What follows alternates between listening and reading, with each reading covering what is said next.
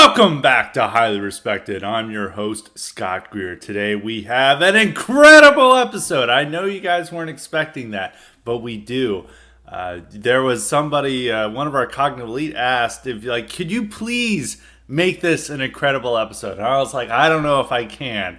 But I powered through and I'm like, you know what? We're going to have an incredible episode today. I'm not going to allow us to have a mediocre episode or just an above average episode. We're going to have an incredible episode for you guys today. So sit back and enjoy the highly respected takes that you're going to hear on this Monday. And you should be listening on Monday, of course, at the premiere, like all highly respected super fans. So we've got a lot to talk about. Pretty much everything's going to be about Ukraine today.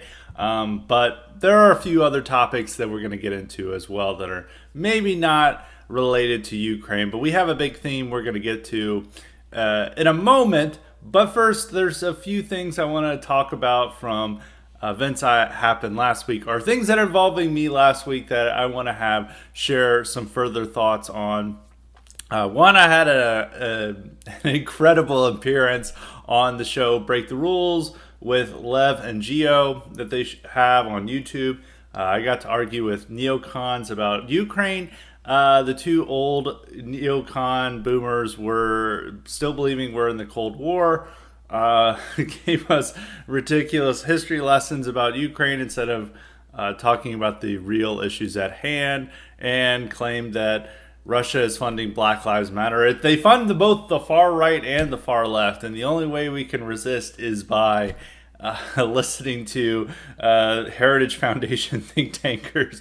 And also they were completely disgusted that anyone would suggest that there's any equivalence between Ukraine and Russia, or between the actions committed by America in the Iraq War and Russia's invasion of Ukraine. Those are beyond the pale. Only really evil people could do that. So both of them got very upset with this stuff, and one of the old woman who was arguing with, who was French, got so mad at us, Geo and I, for simply stating a non-interventionist stance, that she said that we are American colonialists with a colonialist mindset that wants the whole world to think like us, even though our whole opinion is trying to prevent the rest of the world from thinking like Americans.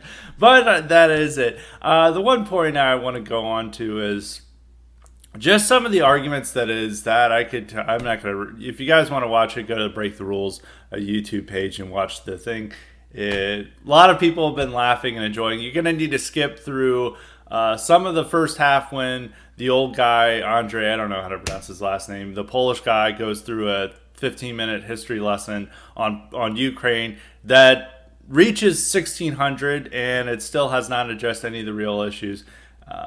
He claims that Ukraine and Russia are completely different people, which is not really important to whether America should get involved. But, the two things are, the thing I really want to bring up is that both these people, and even the other host, Lev, were bringing up this arguments that the two big arguments that they were bringing up to support their side are experience and credentials. They're saying, well, we know people in Eastern Europe. We've been to Eastern Europe a lot. We've talked to many of these dignitaries in these countries, like the woman, and Muted, I think her name was, went in and she's like, I have met people who work for Putin at a conference in 2019. And she's using this as her argument for why, our opinions are invalid and we're just idiotic Americans because she went to a conference in Moscow.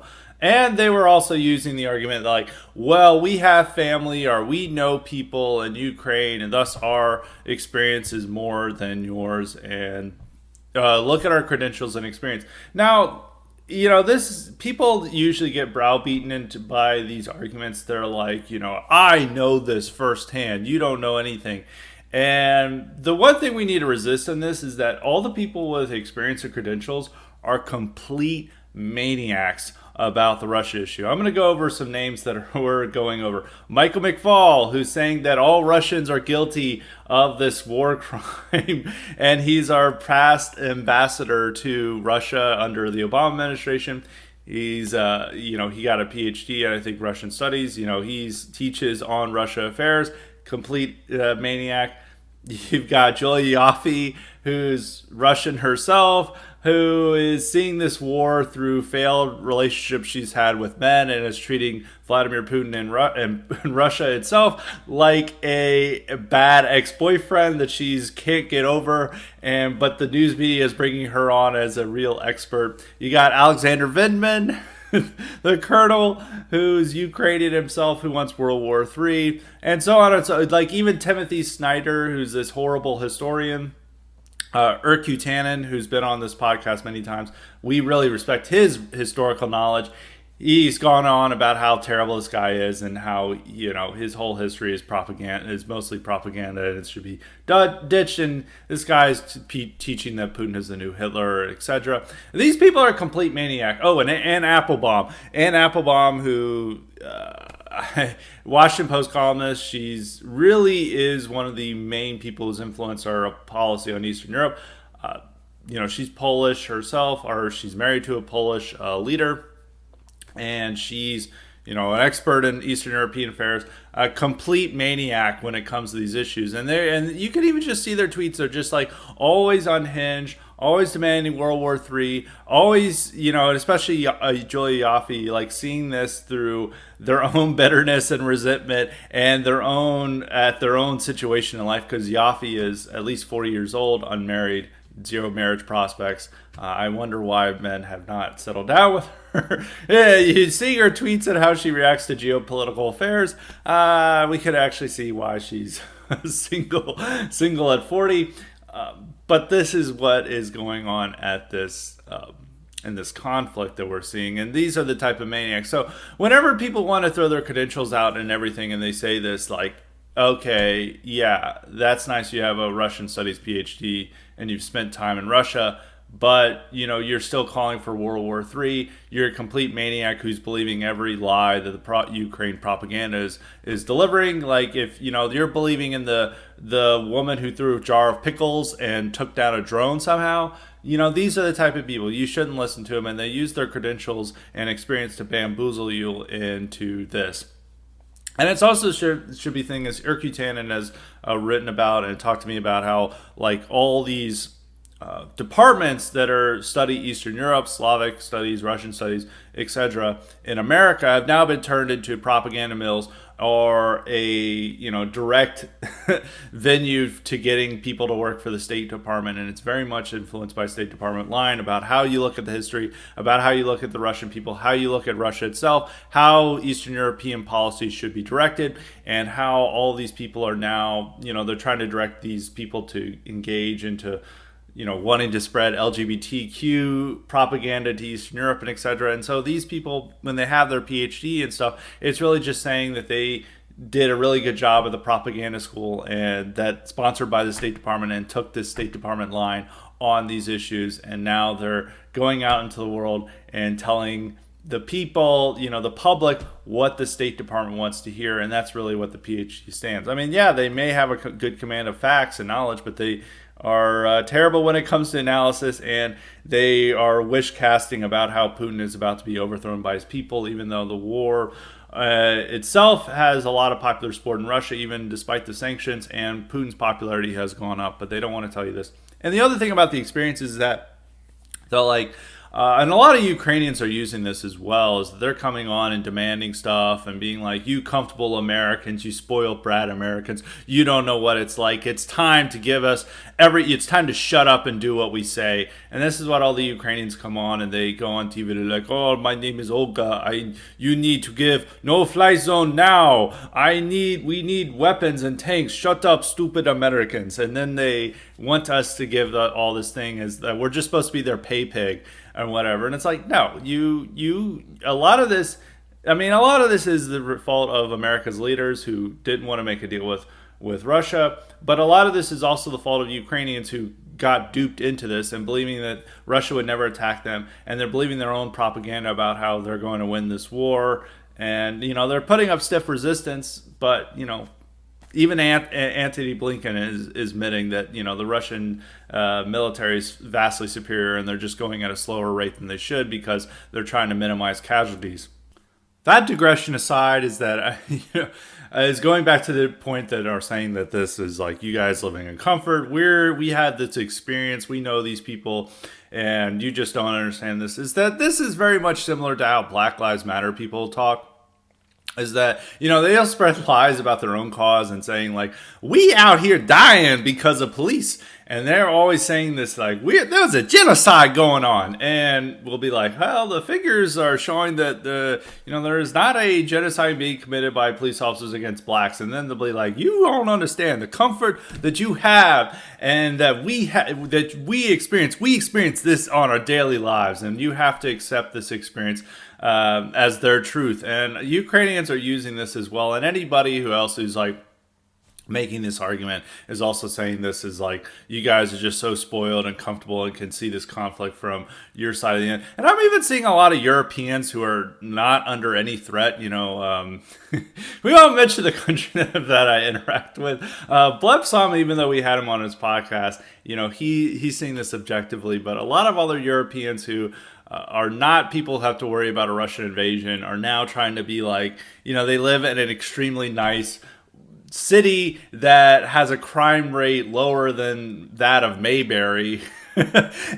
and they, live in a complete, wealth and a lifestyle that most Americans could not obtain. And they're like, you spoiled Americans don't know what it's like to live under the threat of Russian invasion. I was like, well, neither do you. But why are you guys arguing that this? And everyone's coming at like to yell at Americans that we can't have opinions. It's just to give rocket launchers and fighter jets to the Ukrainians without asking questions. And if they demand a no-fly zone, you spoiled Americans just have to do it. So what happens with a lot of American power is that, all these people are whining who coming up at us and be like, America, you need to do something. America, I hate you Americans, but do what we say. Believe us. We're little Europores that need your support. And then they come in and then they're like, okay, no, we're just going to say no. We have the right to have an opinion. This is, and I've always said this, it's not about being pro-Ukraine or pro-Russia, but I really do think you need to have this position of being anti-Ukraine now. Not being pro-Russian and pro-Putin, but Ukraine is trying to draw America into World War III. This is their clear government policy. They want no-fly zones. They want us to engage in Russian forces and start World War III to defend their corrupt shithole government. And no, I'm not about that. And I'm tired of them whining and complaining we do something. No, you guys got yourself in this situation through your provocations. Yes, of course, a lot of this was encouraged by our leaders. But you've got to figure out this problem on your own. And if Europe wants to solve it, that's your issue. But America should not be intervening in the world and then helping you guys out and giving you a ton of weapons. And then, that's only going to strengthen all the domestic enemies of the American political right and encourage this horrific globalist American empire that we should all oppose, no matter who you are. But now all of Europe is they're pledging their fealty to a globalist American empire and trying to convince us that, this is the base thing to do. And it's time for spoiled, rotten Americans to shut up and just do as they say. Because guess what? Look at my degree, or I have a distant cousin who once went to Kiev, and this is a learned experience that you need to respect. So don't let these people try to blackmail you into these arguments. This is the same arguments that the left uses in America. This is the same arguments they just like, you just don't understand my pain. Your white privilege is that, as the Amotet was saying, our American privilege, blinds us from seeing how we just need to do whatever Europeans tell us to do and not figure out America's own interests. No, the point of America First is we're worrying about America here and worrying about our own interests. And our interests have nothing to do with Ukraine. We're getting we're getting involved in a messy situation only to benefit the corrupt leadership around us who are leading us into this disaster, and to help strengthen the globalist American empire, and then exporting the GAE to Ukraine and other parts of Eastern Europe. And it's going to strengthen the GAE's hold over Eastern Europe as well, or the Reddit world order, whatever you want to call it. So that's one point I wanted to make real quickly. And then the second point I want to, touch on is I wrote a great Revolver column last week, or it really came out on Saturday, but I guess you could say that's last week. The week starts on Sunday, so that would count as last week. The article's title, you should go read it on revolver.news, is "The Pathetic Reason the GOP Secretly Loved Biden's State of the Union." And I was just noticing this when I was watching or, following along on Twitter and seeing conservative reactions. And there was no reference to Trump at all in the speech, and also in the reactions to it. They could all just act like Trump had completely disappeared from the political sphere. That we're now finally returning to the pre-2016 world. We're, Republicans and Democrats agree on the big issues. And you already saw that before, because all these Republicans and conservatives were clapping, standing up and clapping like seals for Biden's speech on Ukraine and how much we love Ukraine and blah, blah, blah, Ukraine this, Ukraine that. And they're all flying the Ukraine flag, in America's chamber of power, and they're just doing this, and it's all our leaders are decked out in blue and yellow and just standing for a foreign nation. As Tucker Carlson said, it was State of the Ukraine, not State of the Union. We were being Ukraine first, not America first, and all these Republicans are clapping and getting really excited about that. And they could finally agree with the big issues with Democrats. We're agree with you about racism and about immigration. We're a nation of immigrants and foreign policy. We need to support the Ukrainians. We stand with Hong Kongers. The Uyghurs. We love that. We're really concerned about that too. We want to intervene in the world. We pledge our fealty to the globalist American empire. And now both Republicans and Democrats get together, and now with finally, with no Trump, suggesting a different alternative or a different way of viewing things, are really getting at civilizational issues about demographics, about immigration, about foreign policy, even about crime, what some of the things he was saying in 2016 about that. We're now getting back to agreeing with one another about the big issues, and we can get back to what's important, and that's nitpicking Democrats about minutia and petty bullshit that doesn't matter. And this is really what it was in political discourse was like in 2014 and during the Obama years.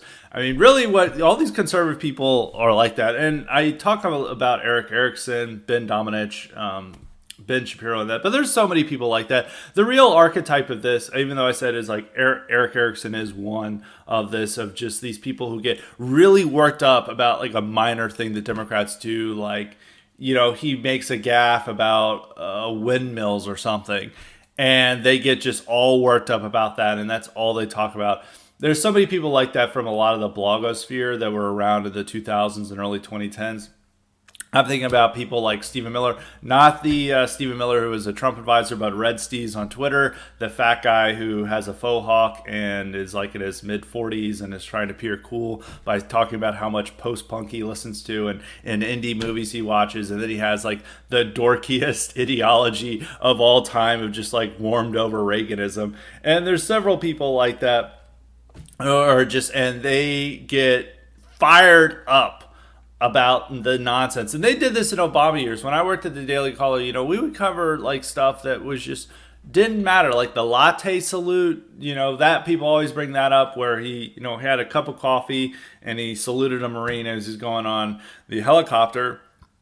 They were really worked up about. I don't think anyone was that worked up about the tan suit. I think people are just making fun of it, but that's like something that Democrats remember. The thing is, like, you didn't build that. These type of like political PR things that quickly bleed into Oppo research. I don't know if Oppo research would be saying, but hostile campaign ads for Republican candidates, and they're like saying like, oh, they said that this economy isn't built by capitalism, and they're like anti-free enterprise, and this is what we're really opposing. And it just bleeds into like campaign slogans that mean nothing. They'll still say shocking things. All these people who had hated Trump were big into like saying shocking things about Democrats, like Eric Erickson calling Michelle Obama a Marxist harpy for no real reason and all this stuff. But then when you actually suggest like no, we shouldn't take in immigrants from shithole countries, then they get really upset. Then they're like, that violates the basics of political discourse. That's way out of line. We need to call people Marxist harpies for their lunch programs, but you cannot call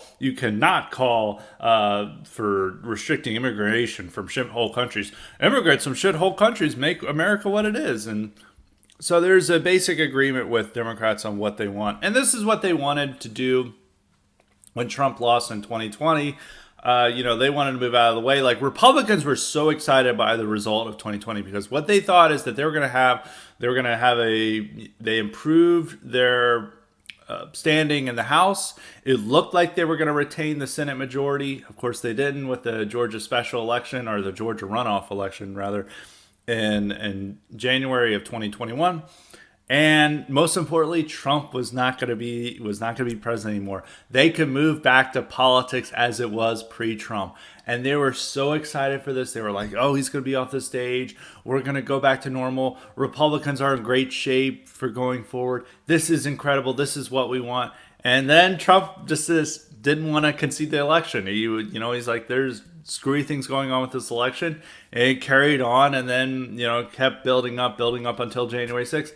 And that destroyed Republican, and losing the special election in Georgia, where they both lost where the two Republicans both lost their seats. Democrats took over the majority, and then January 6th happened. The era of thinking that they were going to turn to the pre-Trump world of politics was over, and that was shattered. They still dream of this, and at the State of the Union, where they were able to unite on a big issue around Ukraine and say, we stand together on this issue, we're united as Americans, but we're going to get really worked up about energy policy or some gaffe he made, or whatever, these minor things that really don't show that they fundamentally disagree with Biden on the big issues. That's what we're going to focus on now. And we no longer have to worry about Trump. But as we all know, as if you guys have listened to Highly Respected, Trump is, at least has a 50% support in every poll of Republican voters when they ask, who do you want to be the presidential nominee in 2024? He's not going away, obviously. He still demonstrates tremendous influence over the party, and they can't get rid of him. And they can't go back to the pre-Trump politics, or pre-Trump way of politics, where they're just agreeing with Democrats on everything, on the big issues, but then getting really worked up about these gaffes and stuff for clicks and retweets on Twitter.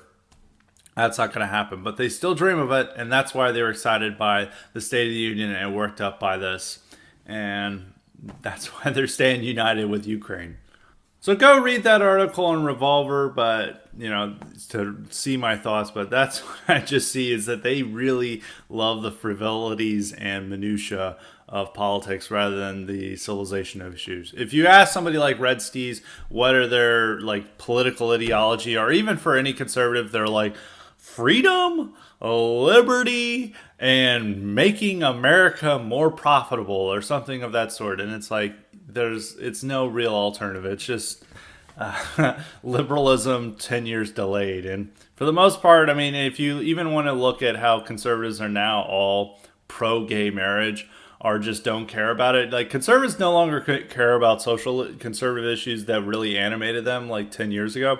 I remember 10 years ago, conservatives were really animated by gay marriage. Now every conservative is talking about how pro-gay they are, and how much they don't this does not energize anyone on the conservative side anymore about gay marriage. And they're stuck to, on the LGBT issues, is to fighting over whether men can compete, or transgender women can compete, or whatever they want to call them, can compete in women's sports, because they keep breaking records and beating all the women in women's sports. And this is pretty much their last battle over LGBT issues.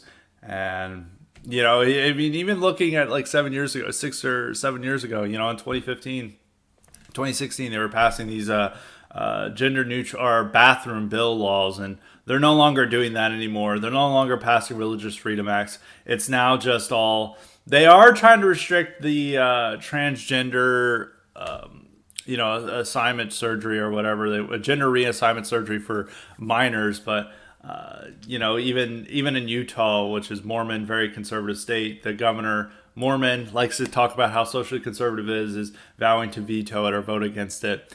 And this is the case everywhere. Pretty much the only thing they'll stand up for is uh, is women's sports and the threat of transgender people participating in it. So that's just something. And I know that's a bit of a black pill, but I do want to emphasize this: is that at the end of the day, when push comes to shove, and when liberals say this is a red line you shouldn't cross, whether it's gay marriage, immigration, race, conservatives will realize that those are the new parameters, and they can't cross that boundary, and they'll be happily, jumping up and down in the little box that liberals have created for them, where they can, fixate on climate policy or taxes or how Democrats are weak on foreign policy, and that's it. And they'll get really happy about staying within the barriers. They can't cross the barriers that liberals have set for them. So that is the final point on that. Make sure to read my Revolver article at revolver.news. It's a top article still up there, so make sure to read it.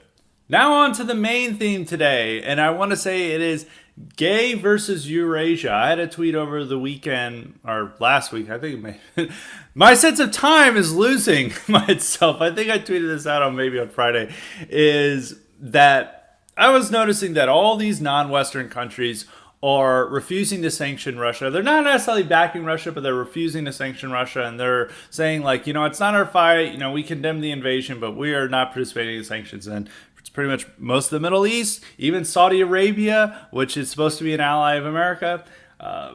Even Israel's not backing the sanctions, whether they're Western or not. That's a topic for another day. I mean, the Middle East thinks they're a Western country, but I don't think Israel does. But most of the Middle East is not backing these sanctions. Most of Latin America is not backing these sanctions. India, Pakistan are not backing these sanctions, and even India and Pakistan are talking about how much they support Russia. And both. It's the one thing that has brought India and Pakistan together is supporting Russia, which is something you rarely see India and Pakistan to be on the same side of something. China, of course, is not backing sanctions against Russia and is showing support for Russia. And so are a lot of the other countries. There are some Asian countries that are. Some people would be like, well, if you look at this, Singapore, South Korea, and Japan are supporting the sanctions and opposing Russian action. But both these countries are really tied in with the West. Maybe Singapore to a lesser extent than South Korea and Japan, but South Korea and Japan have, have a large American troop presence in both those countries. They are, for all intents and purposes, part of the GAE. I mean, even though they are, ostensibly non-Western countries, but they have troop deployments there. And there are a few other examples people want to point out at Africa. But even if you're looking at the list of invitees to Russia's anti-fascism conference over the summer, it's all non-Western countries. The only Western country that are white country, rather, that, because it's hard to say that like Belarus is a Western country, but they are a white country. That's pretty much the only white country that's standing with Russia at this moment. Even the entirety of Europe is opposed to Russia. Oh, and Serbia. That's it. Serbia and Belarus. And that's pretty much it. Meanwhile, every other white country, Western country, is standing with Ukraine, is making everyone wave a Ukrainian flag. Everyone is about Ukraine, is passing sanctions against Russia. And that is the response of pretty much the entirety of Europe, North America, any white country, even Australia, of course, the Anglosphere. Everyone is standing with Ukraine against Russia. And so we're seeing this kind of weird power blocks developed in this conflict of, Eurasia on one side, they're standing with Russia in this conflict, and even with the sanctions that are being passed against Russia, that's forcing them to move into closer cooperation with China's financial system and rely more on China and what it's trying to develop in the world and less on the West. And it's further divorcing, and this conflict is further divorcing Russia from the Western sphere. I mean, economically, it's going to be culturally. I mean, they're getting um, they've banned all of big tech, and Netflix is leaving. All these major vectors of Western culture and Western ways is leaving Russia over this conflict, and now that's leaving them just with China and whatever entertainment options India and Pakistan have, or whatever they offer, as well with the rest of the world, with a lot of the third world. So you're seeing this weird development, and for a lot of right wingers, it's an odd development that we're taking the stance against what is now constitutes the West. I mean, yeah, we don't feel that it properly represents us, but that is Western governments. They're all, the West is united for Ukraine right now, and it might not be the situation we want. We want people to not take it this big of a deal of an issue, and not to isolate Russia from the rest of us, and not move Russia into the sphere of Asia. Essentially what they're doing is less of being, it's less of Eurasia and more just straight up Asia, the West versus Asia in this conflict, and that's what Russia is being forced into that position.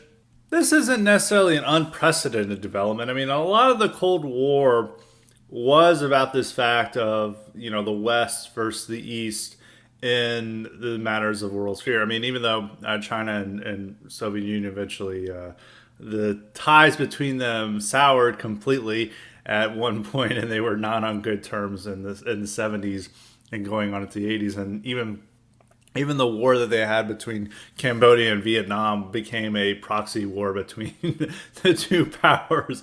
But for a lot of the Cold War, it was the Soviet Union standing with the third world. A lot of Asia, they stood with India against Pakistan, while the West backed Pakistan. But as you can see from the conflicts I'm outlining, it was generally them competing over influence over various parts of the world, or they would back one partner against another. And it wasn't a complete region like siding with one another. And I think you could have seen this in Latin America, where both U.S. and the Soviet Union were competing over these countries to have them in their bloc. And you say this, a lot of the civil wars and coups that took place were, America trying to assert its power over the region and make sure that they don't fall into the Soviet bloc. But now what you're seeing is, America is incapable of launching the coups and civil wars that we were in Latin America. I mean, we've tried to get rid of Maduro in Venezuela, and we can't do anything about it. And there's several other people that we can't get rid of in Latin America. We don't exert the type of influence over Latin America that we once did, and we've constantly done this. And I'm not opposed to this. I mean, it's our backyard. We should be able to do whatever the hell we want in our backyard, and not let the whole world come in and interfere with this. That's the only area where I'm actually more open to interventionism, because it is tied with American history, Monroe Doctrine, Mexican-American War, the Spanish-American War. And we have a long history of that, and what happens in our backyard concerns us. But now we don't really have control over our backyard. I mean, cartels control Mexico, and Mexico's president is pro-Russia, is fairly pro-Russia. And so are many of the other countries, and we can't do anything about Venezuela. I mean, back in the 80s, in the Cold War, we would have gotten rid of Maduro easily. But we can't do anything about Maduro.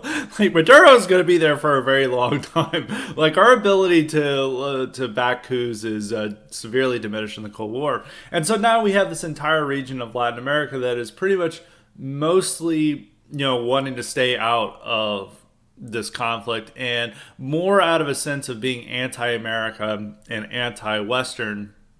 The Mexican president AMLO, who is, I'm not even going to begin to say the rest of the name, but that's what mainly, his four names come up to in the initials come up to AMLO. So AMLO is what people call him.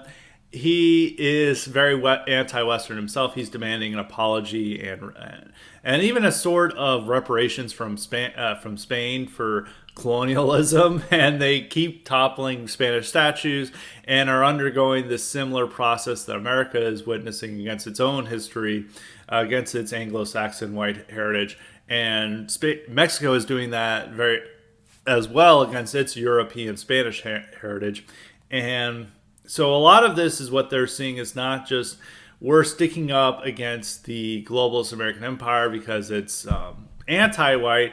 They're also motivated by anti-white, anti-Western motivations. Use motivation twice there, but that's ideas is what's guiding them as well. So the black pill perspective of this is that both sides are anti-white.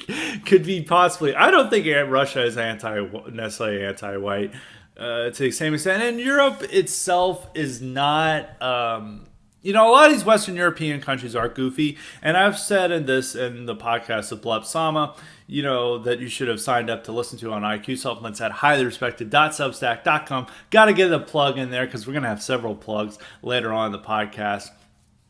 I was saying with him is that pan-Europeanism really means now is gay pride parades from Lisbon to Kiev. And, in the past, like in the alt-right and the dissident right, and in a lot of these identitarian circles, Guillaume Faye, famous French New Right writer, always imagined a Eurasia, a Europe united from Lisbon to Vladivostok, and it was guided by these heroic Homeric virtues and ideals, and it's like we're all united in this base entity. But we do have a pan-Europeanism. It doesn't extend to Vladivostok. It ends at Kiev or maybe Kharkov, depending on or Kharkiv as they want to call it, depending on how far it extends to.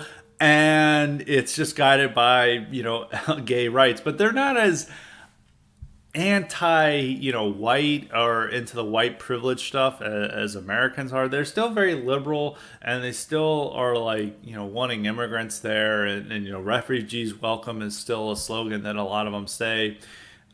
But they're not as anti-white as our officials. They're not going on. And, Germany does apologize for its history and has a really tortured view of itself. The UK has a similar, type of white privilege to us. I think most of the Anglosphere does as well, but France doesn't. Obviously, Eastern Europe doesn't. Italy doesn't really have this, and so a lot of even Austria could extend to say this it doesn't really have this, and neither does Scandinavia. So it really is just Germany for World War II and that particular heritage that it makes them feel national guilt, and then the UK is undergoing a similar process that America has, that it's turning itself anti-white. But the rest of Europe doesn't have that, yet they're still very much into goofy stuff. Much goofier stuff in some ways than we are, but they're not as driven by this anti-white mania as America's leaders are. You have to think about this, is that the UN ambassador or the U.S. ambassador to the UN is a black woman, Linda Thomas Greenfield, I think of her name. I'd have to look I forget the exact name. I always just think of her as the U.S. ambassador to the UN. When she's given multiple speeches about how white supremacy was weaved into our founding documents. It's a part of our DNA. And, whenever America goes to these, and Blinken has said similar things, Biden has said similar things. This is our policy, is about being sorry that we were founded by white people. And, the Canada is getting into that with their disputes over the resident schools, that they've had for the Indians and natives that were there, native tribes. I don't even like saying that, but the Indian tribes that they had there. Australia and New Zealand are having some of that, and the UK is also having that, and especially with a greater focus on apologizing for colonialism. France doesn't have. France has a similar imperial history, but Macron and a lot of the French public gets very mad about the idea of tearing down statues, and they're like, "We are never going to tear down statues. We are very proud of our history, and we're not going to apologize for it." And they do have some, apologies for colonialism, but not near to the extent as the Anglosphere. So with that in mind, I'm just trying to say not too black-pilled as, the gay directed by America is very anti-white, but Europe itself not, and I'm not saying this to defend pan-Europeanism, but it's not as driven by it, but it still is, wanting all these people to come in and work for them, and they want the whole world to come to their countries. But they do have, even in Germany, where they have a sense of national guilt, a strong sense of national guilt that's instilled to them through their education, they still have a sense of ethnic identity in Germany. A lot of the people do. They still have a sense of, like, being German. They may not publicly express this, but they will say, like, some Arab who's there, and it's like, ich bin Deutsch, ich bin Deutsch, and like, nine. There's a lot of Germans, they'll say it privately. They still have an understanding of that, and that's not something that you see in the Anglosphere, especially in America, where anyone can be an American and there's no particular American ethnic identity, which is a large part of what the dissident right is trying to tell people, is that yes, there is American ethnic identity. That's what I try to do with this show. But the powers that be and what's instilled in education throughout, for ever since the Cold War, has been instilling kids that everyone's an American, and being an American is just believing in freedom and liberty, and it's just a commitment to ideas. And so there's no particular American ethnic identity. So I'm just trying to defend the Europeans and say that. And on the other side of the Asia side, Russia itself has been attacking America's anti-white mania before. Sergei Lavrov has mentioned this. Putin himself has mentioned this, and even Vladimir Zhirinovsky, who's a colorful nationalist politician, has talked about how there's so much anti-white racism in America that we need to offer asylum to white Americans in Siberia. I don't recommend taking up on that offer. I don't think any of us want to live in Siberia. Maybe a few people, but I don't think the majority.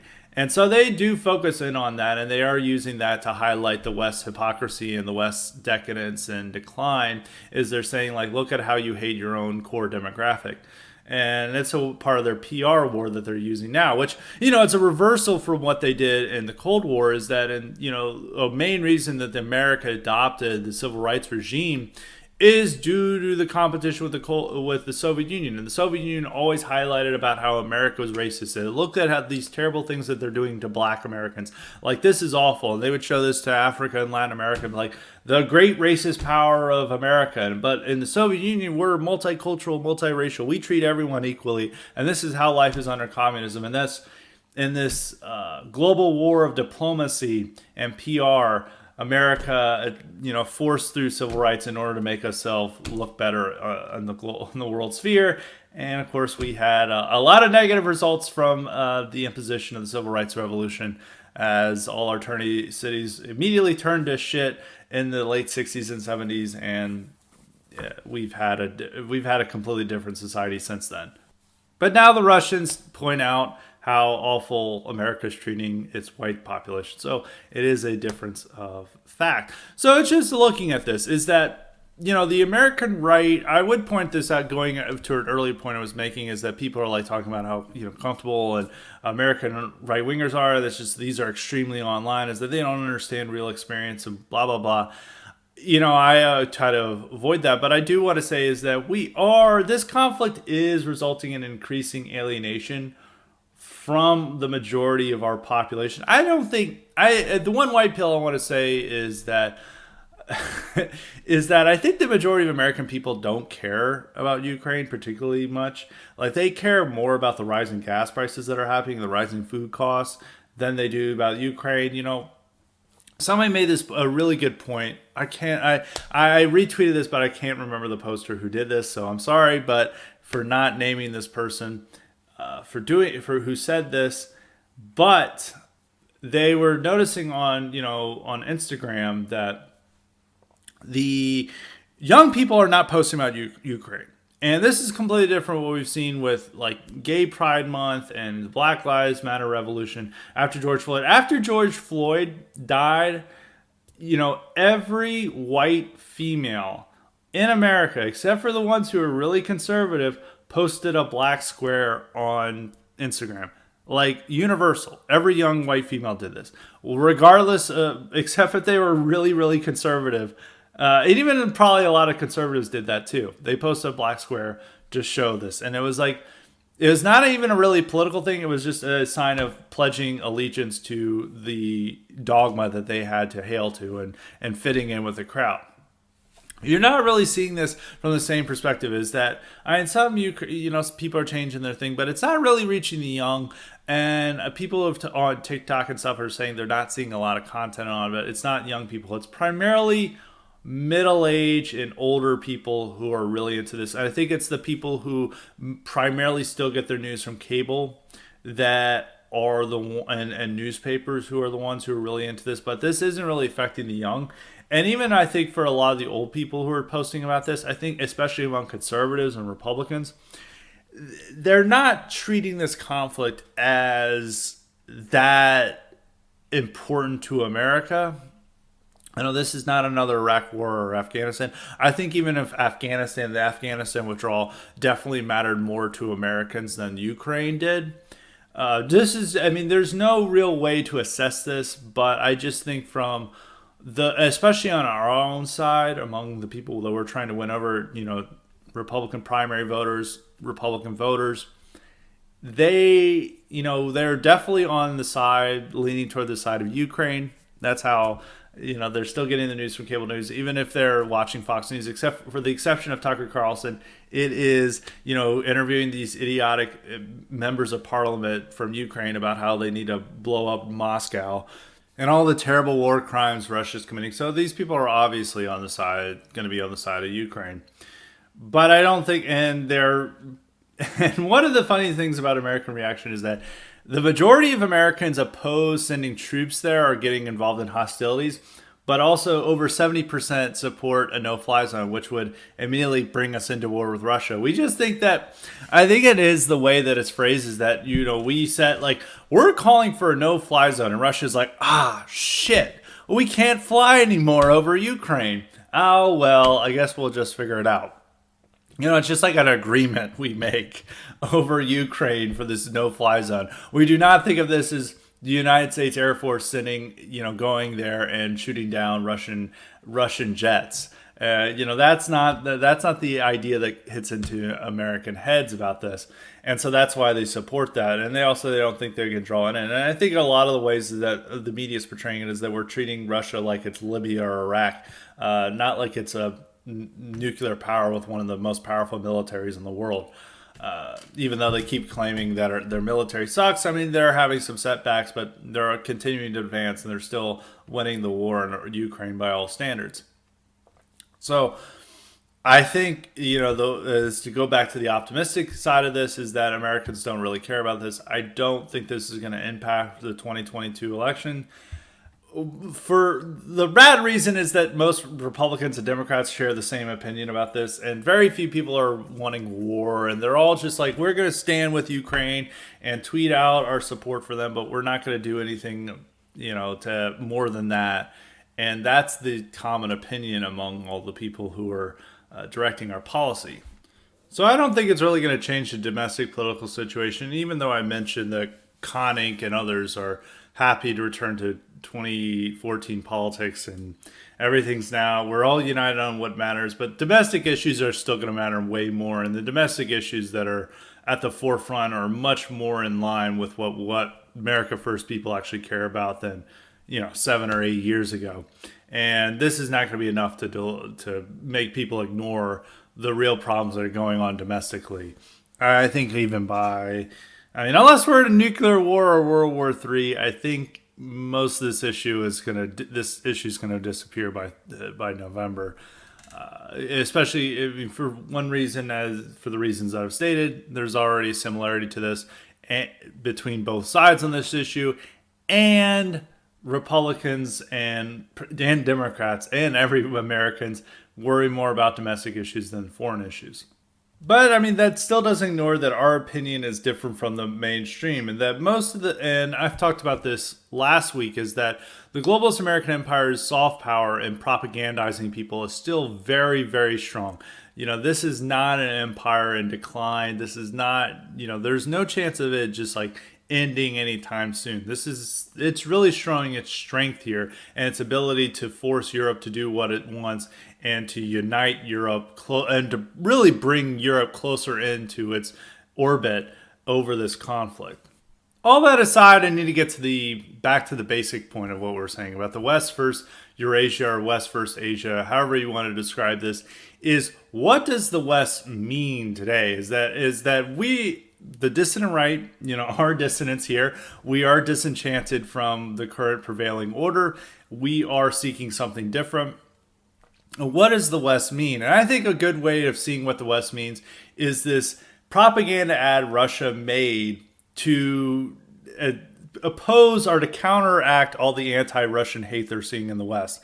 And in this ad, there's, I think, only one or two people that look like ethnic Russians, and pretty much everyone else is, there's like a black guy, there's a woman with a headscarf on with a hijab, there's all this diversity in this ad, and they're like, we're all Russians, like, stop hating Russians, like, this is it. And this ad that Russia made in order to direct it to the West, they would never make this ad in Russia because, like, Russians would be absolutely pissed, especially ethnic Russians, to see this. And this is like, even the type of diversity they're showing, it, like, first off, like at least over 80% of the population is Slavic.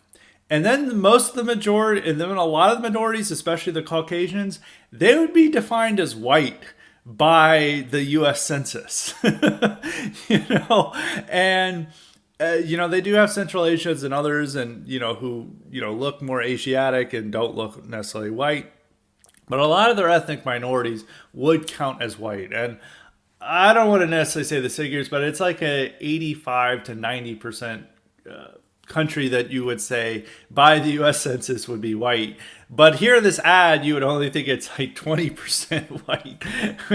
and all its minorities are Indians and blacks. And it's like, no, they have very few of them in Russia. But they know they have to make this ad in order to say, oh, these are Russians. These are who you're attacking. You're attacking these poor, innocent non-whites in order to appeal to the West's moral core, which always sees non-whites as superior to whites. And that diversity is our greatest strength. The diversity is what defines the current West, along with gay pride. And that commitment to, and diversity really just means fewer white people. Like, you always have to say that. It's like diversity means anti-white, it means fewer whites. And this is what the ad stands for. And they have to appeal to that cult of diversity to win over the West. It's not working, obviously, but this is really what the West values are.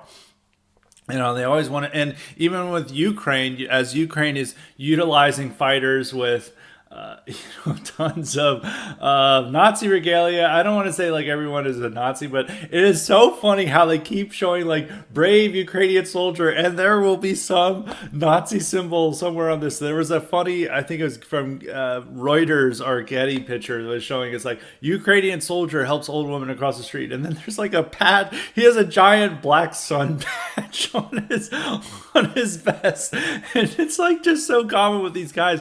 But the Ukraine account, which is pure Reddit, it's like, this is what we stand for, and it's like all these Reddit values of like equality, free speech. They actually don't stand for free speech because they'll arrest like pro-Russia people and like Russian speakers. And then at the end, it's like Ukraine stands for multiculturalism.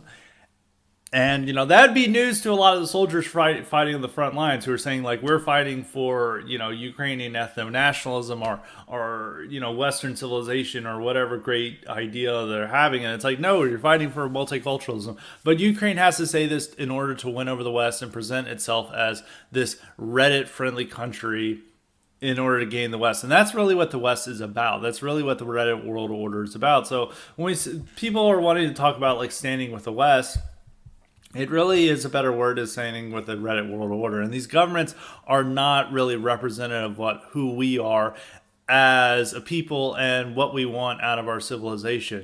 These are a lot of these values we'd find disgusting and are ruinous for our own people. But, that's what our governments say they stand for. And that's what these two countries in combat who are both, nationalists in their own way, both present themselves as these diverse, multicultural states that are full of equality and wonderful Western values, and that's how they have to appeal to the West. So when some people want to appeal to us and like, you got to stand with the West. This is Western civilization fighting back against the Asiatic hordes.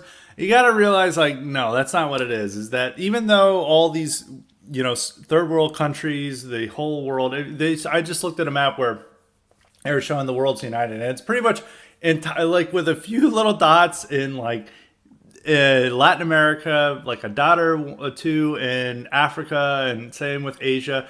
Pretty much the entire non-white world is not with sanctions on Russia. It's only a few other places. It's pretty much just Europe, America, North America, Japan, South Korea. That's it. Australia and New Zealand, obviously. That's it. That's who is at it. But when you want to say, is like, if you're looking at that, it's like, well, you got to stand with the West, you got to stand with the white world. It's like, no, this is like the corrupt world or Reddit world order we're opposed to, that wants us to be replaced by people from these countries that are not that are not sanctioning Russia.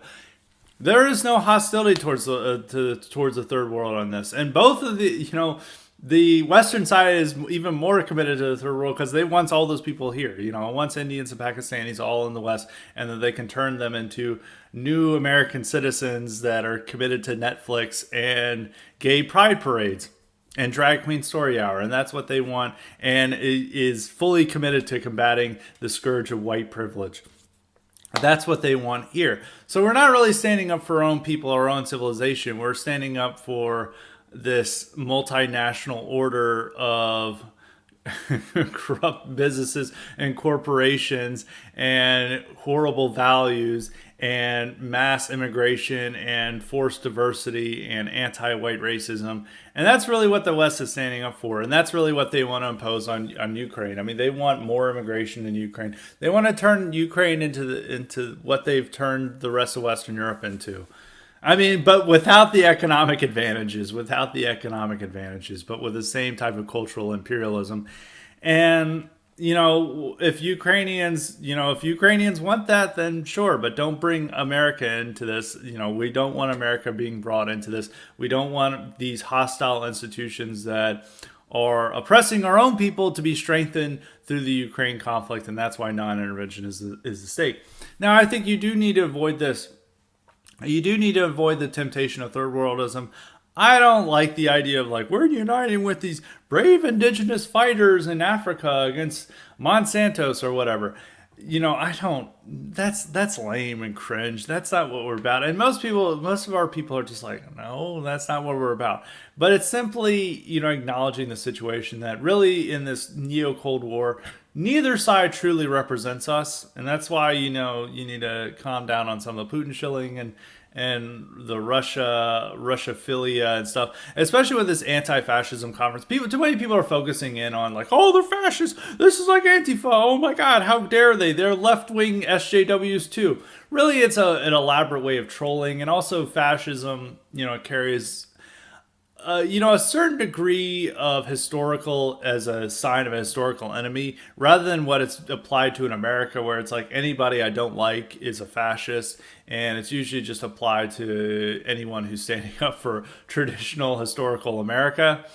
While in Russia, it's tied to the Great Patriotic War, and so it's more just like seeing as a foreign enemy rather than like us using this term to denigrate our own people. That's from my perspective.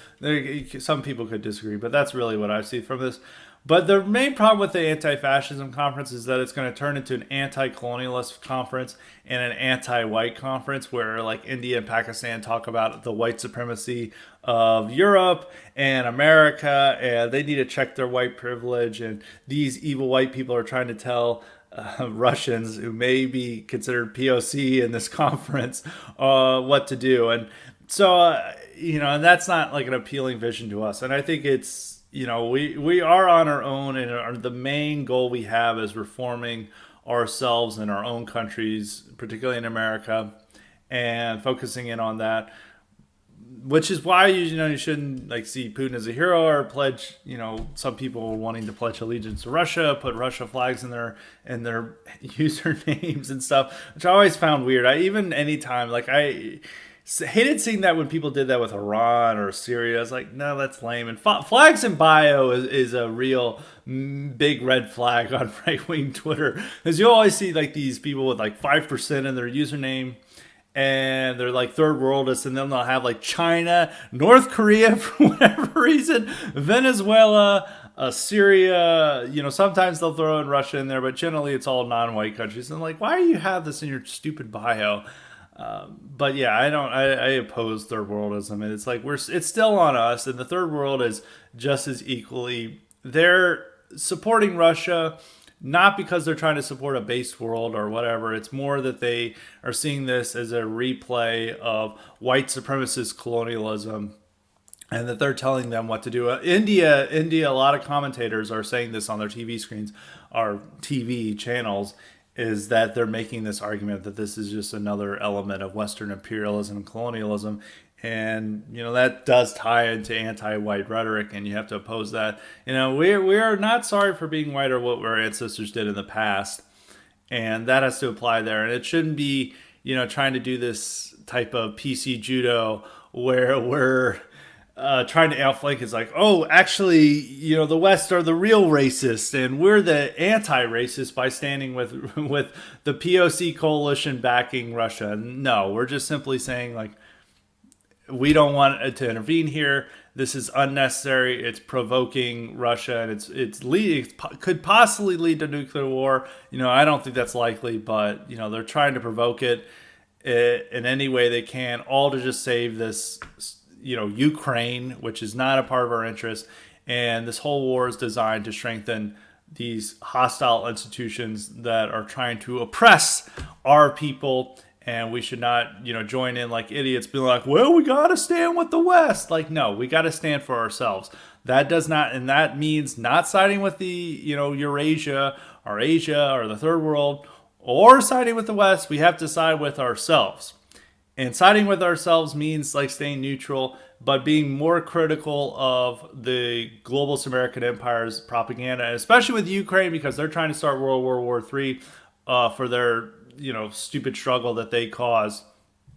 It's about staying out of it and staying focused on reforming and changing our own institutions to benefit us. And we have to be careful in this situation to not be entwined with struggles that are not our own. So that's what I want to conclude on those remarks. Now time for the Cognitive Elite questions. As a reminder, you too can get the power to ask me questions or suggest guests and topics if you sign up for the Cognitive Elite option at highlyrespected.substack.com. And I always want to remind people to sign up for the IQ supplements as well at highlyrespected.substack.com. The latest one with Bleb Samba was really good. We're going to have another special foreign guest this week. I think that people will really enjoy that, so be on an eye on that. And we also have a very special guest that we've been holding out on from one of the most requested, highly respected guests. I recorded it a while ago, but there was so much breaking news that I've had to hold off on playing it, but hopefully we'll have it up next week as well. So make sure you sign up for those.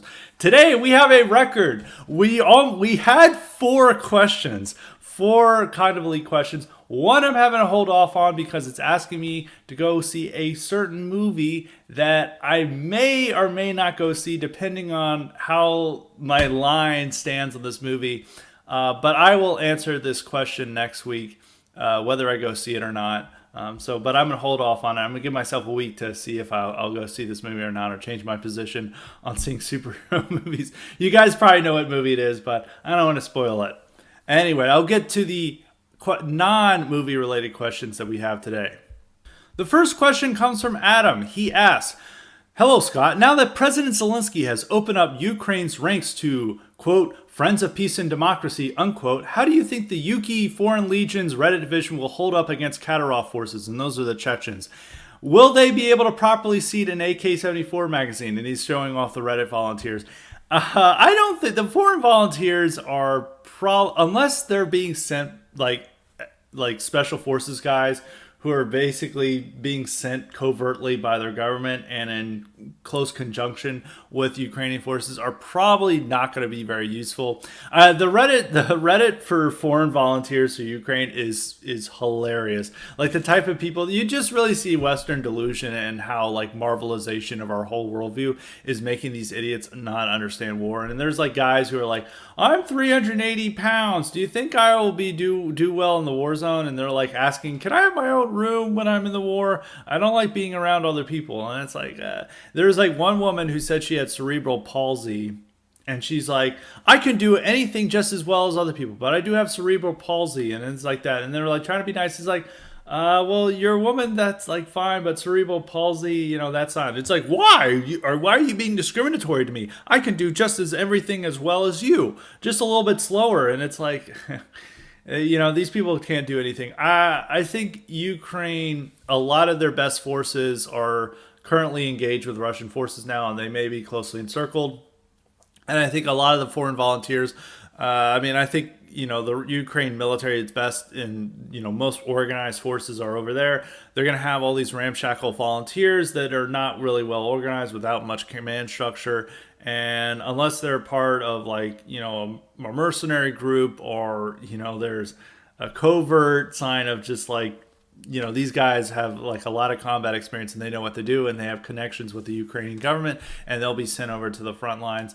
I think a lot of these foreign volunteers are just hanging out in Western Ukraine, freezing and, not being fed and just like complaining on Reddit about how they're bored rather than being involved in any combat.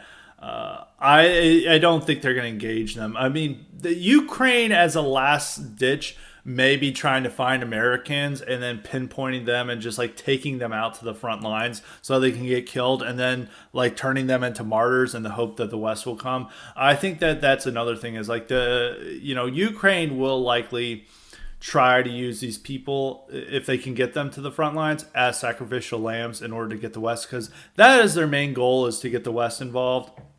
Right now, they want the no-fly zone. They want more Western intervention, much more so than just tanks and weapons.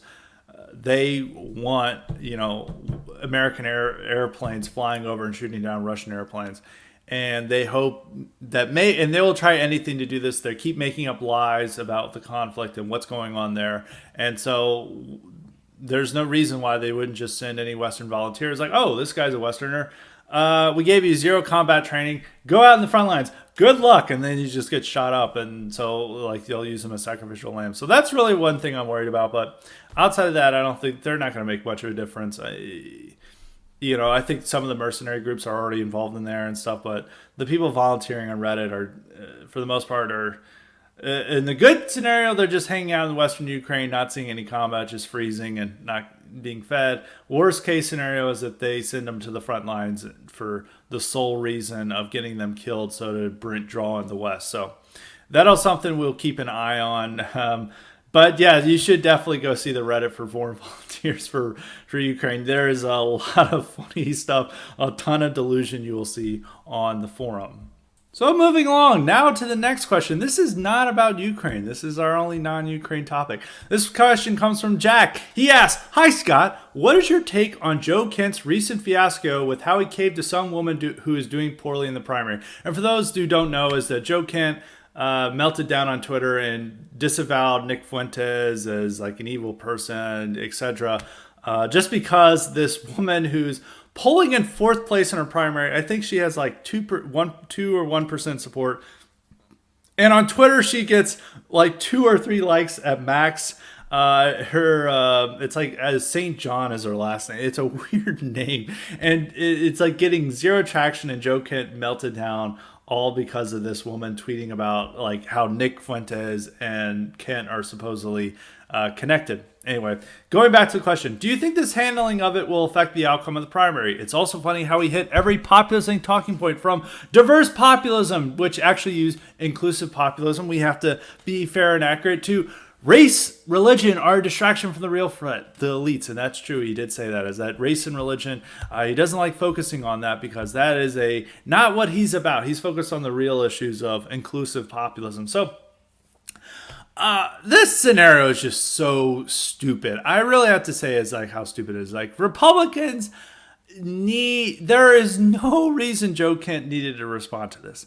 There is no Joe Kent. There is like just no reason. Like all that they had was that Nick Fuentes had a tweet praising Joe Kent.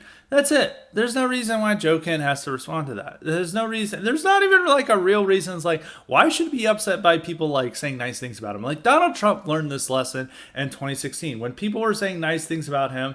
Whether it's David Duke or the alt-right. Sometimes he would just say like, I disavow. He'd like make this kind of joke disavowal of these people. But he would move along, and then he'd just like say, "This is so stupid that I'm having to be forced to do this every time." And the media is never satisfied by this. And Joe Kent wasn't even being, assaulted by CNN or like his main opponents. He's literally just like a random woman sending out one tweet that has 2 likes. There's responding to this. There's no reason that there should be a response to this. It's also stupid because you have to think is that a lot of these young volunteers in several of these campaigns, like Nick Fuentes, they're into America First. They may not be full-on gripers, but they're just guys who like occasionally catch a show and are influenced by him.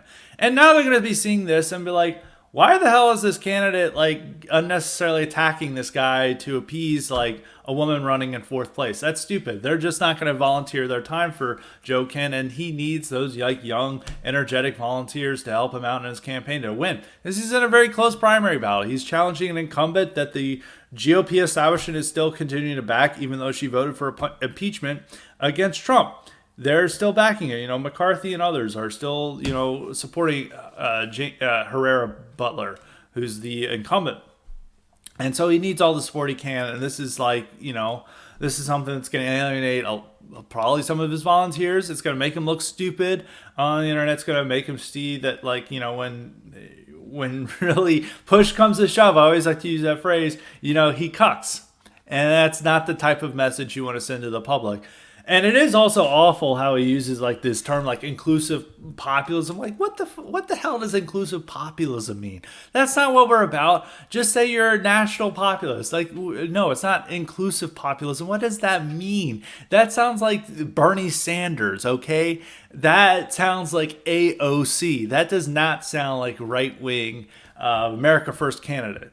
Say you're for America First, not that you're for inclusive populism, and not like having an unnecessary Twitter meltdown over Nick Fuentes. And so a lot of Republicans are doing this. I mean, it's like AFPAC had over 1,000 people, and they're telling, and a lot of those guys are energetic young kids who want to volunteer, want to dedicate their services to Republican candidates, and the entire Republican Party is treating it like the worst thing you could possibly do is to speak at this event. And it's like, people want to win over those people. Those people have a lot of energy and a lot of like desire to help out America First candidates. But all these America First candidates are like, oh no, we don't want your support. We're inclusive populists. So it's just dumb. It's unnecessary. In terms of like the blame, some people were like throwing all this like blame around that was unnecessary. Like, they're claiming that like some dark forces or like doing this. Maybe even Peter Thiel did this because he was like supporting him. It's like, no, I can guarantee you who was like telling him this. It was like probably one of these stupid advisors around him, just like some campaign manager or our press secretary who's just like, oh man, I've been working on campaigns my whole life and we got to get ahead of this, and you've got to give a strong statement against racism. You don't want to be the racist candidate. And he did this, and now they see the stupid results. And the campaign manager is really proud of it and is like asking gripers to show up to like to gripe Joe Kent at these things and try to embarrass him, and it's just not going to look good for Kent. It's like an unnecessary distraction. So, it could hurt him in the primary. It's very close, and maybe the differences of like sidetracking Kent from important issues and losing energetic volunteers could be make or break him. So we'll have to see. And ultimately it's a stupid thing that politicians should never engage in. Democrats never do this against the quote unquote extremists on their own side. They always defend and accept them, and then they excuse their behavior and pretend that their behavior never happened. You have to remember is that one of their assistant attorney generals right now once wrote in her college days that whites are inferior to blacks. Like Kristen Clark, who's one of the most powerful people in the government right now, She wrote that, and the entire left defended her and said, "Oh, she was just joking. This was a satirical article, and it was not a satirical article at all. She was being serious." And they defended and excused it, and now she's the assistant U.S. attorney general, and that's like a really powerful position. And they do this constantly. I mean, Keith Ellison, you can go through the works of people, even like some of their extremist congressmen are like this. They never go through this, but all the Republicans, whenever there's a racist accusation, they all sprint to like scream out like, no, no, no, no, we hate racism, please, we surrender. And it's just idiotic. He should have just said nothing at all. I mean, especially because it's not even coming from a candidate he has to worry about. So that's it about Kent. I mean, a lot of these politicians make stupid decisions. What can you say? Now on to the third cognitively question. This one comes from Jay. Jay asks, Scott, can you talk about the corporations leaving the Russian market because of the war? What is driving these corporations to give up a large market like Russia?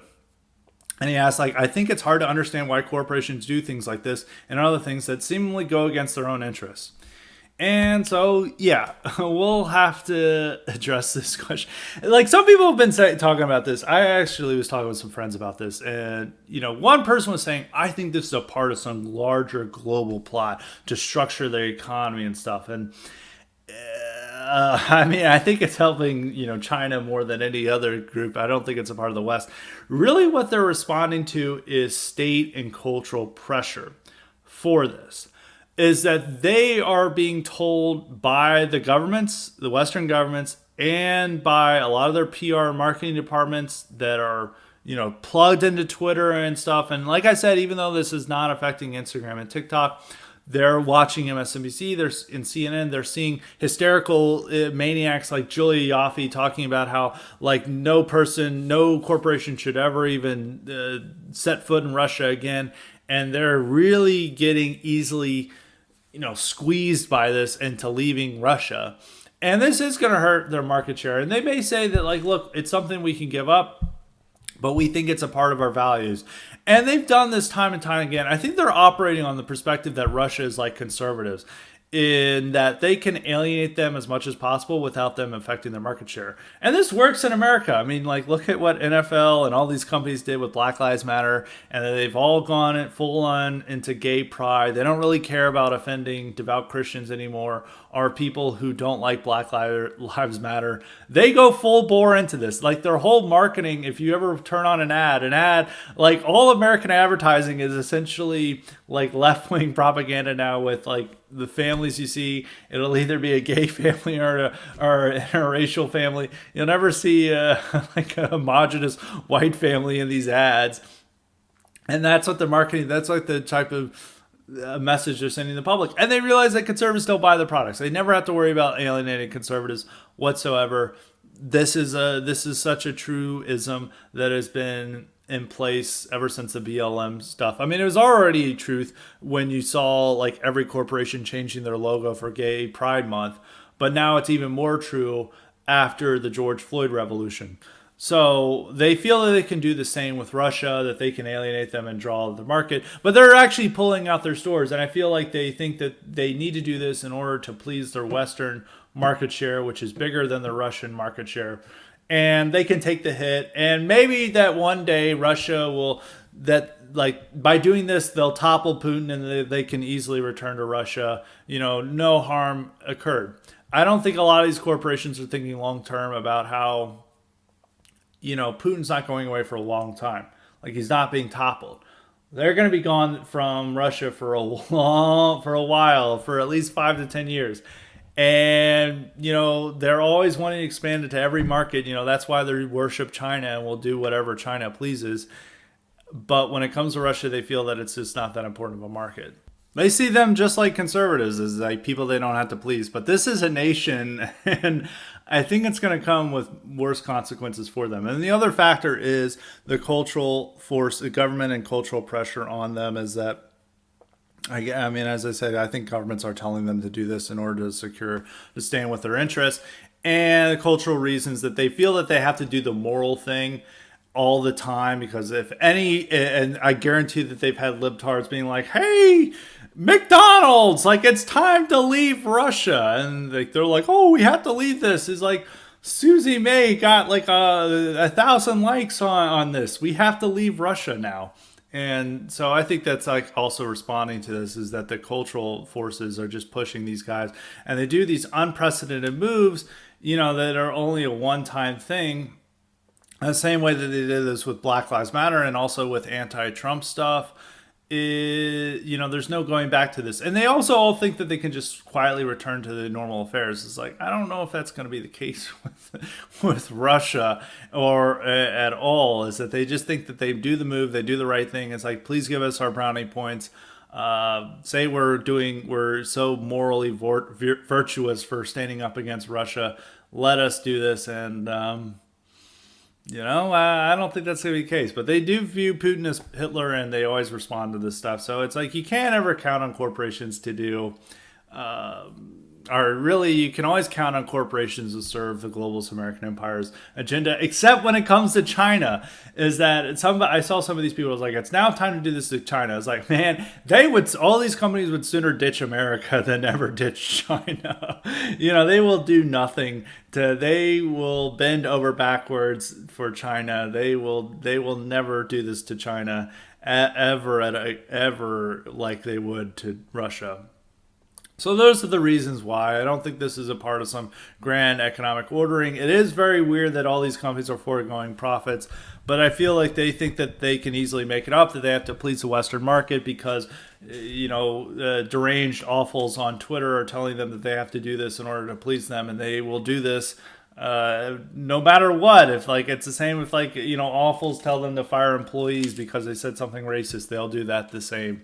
And, that's just the world we live in, and these people are run by idiots. Like, I always want to say, the thing about Ukraine is that there are no adults in charge. The adults have left the room. And I was thinking about this with the final point I want to make on this podcast is that, the difference between the Cold War and now is that America, there were problems with our leaders, but they were adults. Like, they were serious people. Like, Henry Kissinger was a serious person. Brzezinski was a serious person.